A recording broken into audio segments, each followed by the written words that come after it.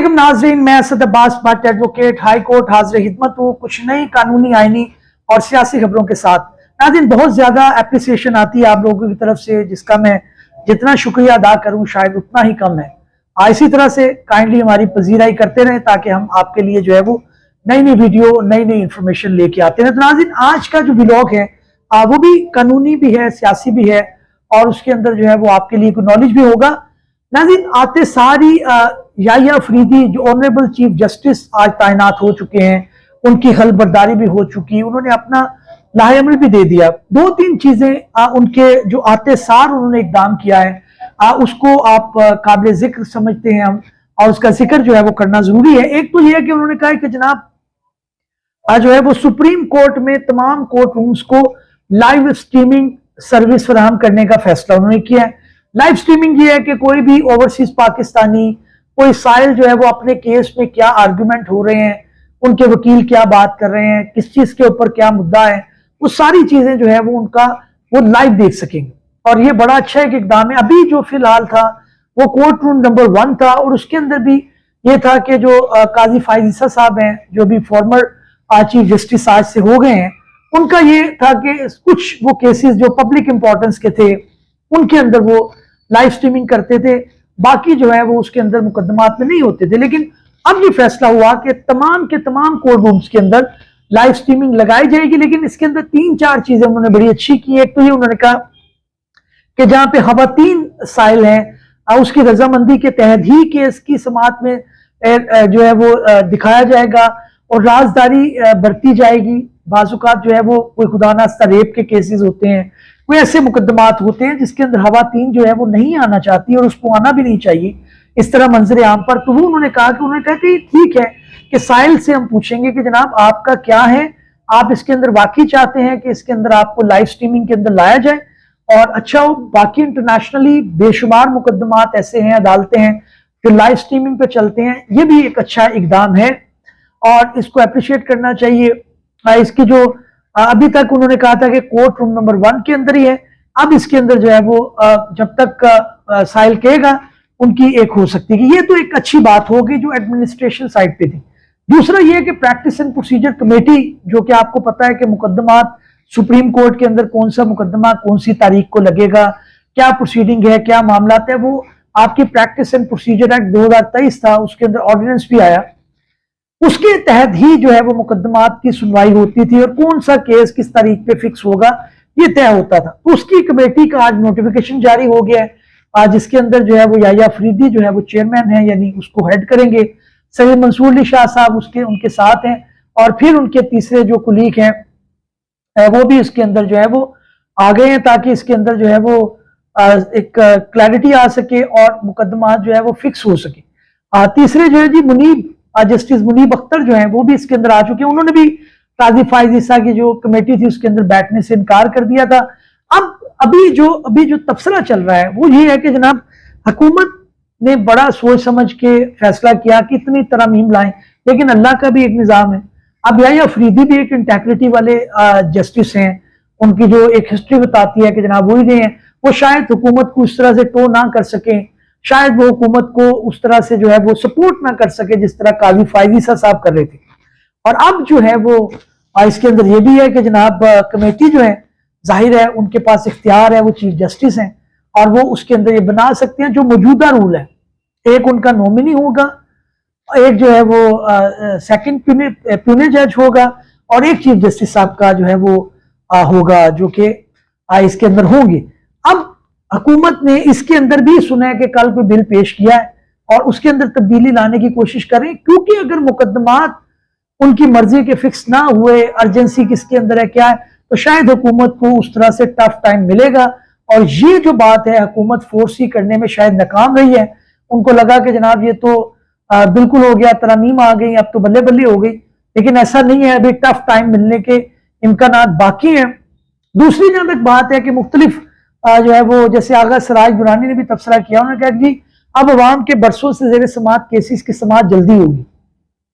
मैं आपको बात बताऊं, अभी बहुत एम्बिग्विटी है, हमें नहीं पता कि जो कॉन्स्टिट्यूशनल बेंच है उसके सामने जो FIR कटने की जो है वो पिटिशन वो भी जाएगी दूसरे जो मुकदमात है, बेशुमार ऐसी पिटिशंस हैं, जैसे कि बाजुकात कई केसेस के अंदर कोई आपके पास नहीं है, अपील नहीं है, रिवीजन का राइट नहीं है, तो वहां पर हम रिट फाइल कर देते थे। तो क्या वो आप कॉन्स्टिट्यूशनल बेंच के पास जाएंगी? तो ये आगा सराज दुरानी का कहना कि मुकदमात बिल्कुल जो है वो आ जाएंगे लाइन के अंदर और बरसों से मुकदमात, भाई आपने ट्रायल कोर्ट को ठीक करना है, जड़ से पकड़ना है मुकदमे को, आपने उसके अंदर जो है वो इस्लाहात करनी है, जिसकी तरफ कोई ध्यान नहीं है। हुकूमत सिर्फ और सिर्फ अपने मुकदमात को ठीक करने के लिए कि जो आईनी बेंच है उसको हम मैनेज कर लें और उसके अंदर जो मुकदमात जाए उससे हुकूमत को स्टे मिल जाए, मामला अल्लाह खैर सल्ला।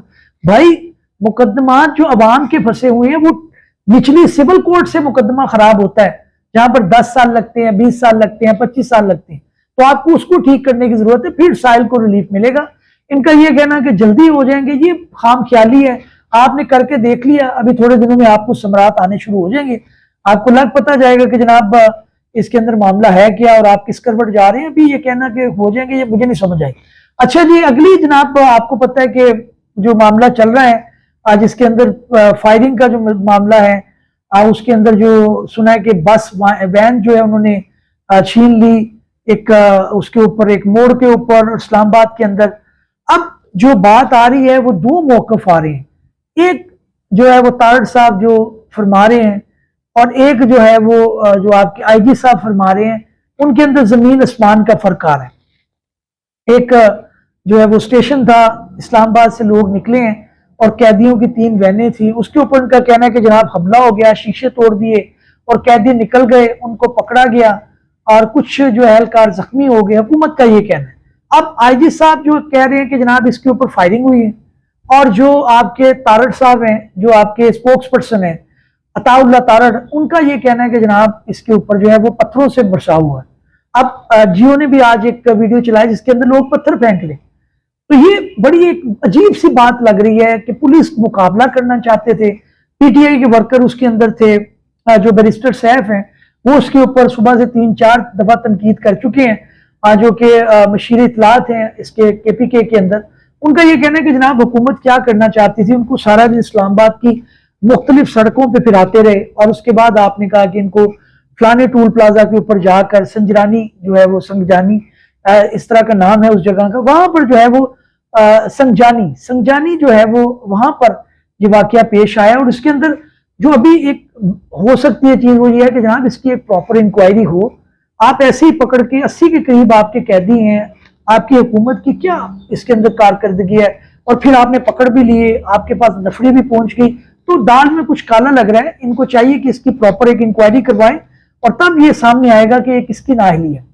अगली जनाब ये है कि वफाकी वजीर इतलात है सनत व पैदावार राना तनवीर हुसैन, उनका ये कहना है कि जनाब हुकूमत इस्तेमाल शुदा गाड़ियों पर बातदरीज पाबंदी लगाने पर गौर कर रही है। वो कह रहे हैं जी यहाँ पे हम मैन्युफैक्चर करेंगे और यहाँ से हम एक्सपोर्ट भी करेंगे।